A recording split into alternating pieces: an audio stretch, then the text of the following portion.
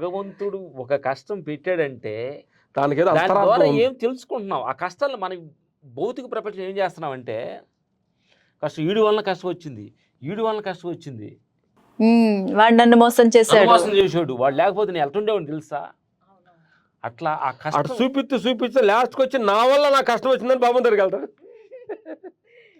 అందమైందా అంటే నా తల్లి మన చిన్న చిన్న ప్రాబ్లమ్స్, కష్టాలు, మన దేహంలో రుహుమతులు ఎన్నిటిని కూడా భగవంతుడు వైపు మలటానికి కోసం సూచనస్ ఇవి. ఏమి లేదు, ఒక రైల్వే స్టేషన్లో కూర్చున్నాం ఉదాహరణకు చెబుదానికి. నువ్వేదో ఢిల్లీ వెళ్ళాలి, ఏదో ఎక్కడో కూర్చున్నావు, ఎక్కడో టిఫిన్ చేస్తున్నావు, ఎక్కడో కూర్చొని చేస్తే టిఫిన్ తింటున్నాం, ప్లాట్ఫామ్ ఎక్కడికో తెలియదు. అప్పుడు అనౌన్స్మెంట్ వస్తుంది కొద్ది క్షణాల్లో ఢిల్లీ వెళ్ళాల్సిన ఎక్స్ప్రెస్ 5వ నెంబర్ ప్లాట్ఫామ్ మీద కొద్ది క్షణాలు రాబోతుంది అని బ్యాగ్ తీసుకొని యాత్రికులపై అనగానే బ్యాగ్ తీసుకుని పడవడాలు వచ్చి 5వ నెంబర్ ప్లాట్ఫామ్కి వస్తాం. అట్లే నీకు ఒక షుగరో బీపీఓ ఫ్యామిలీ ప్రాబ్లమ్స్ వచ్చినప్పుడు భగవంతుడు క్షణాల్లో నువ్వు నా దగ్గరికి రాబోతున్నావు కాబట్టి నీ ఉరుకులాట పొరుగులాట కొంచెం ఆపి అసలు నేను ఎవరినో తెలుసుకో.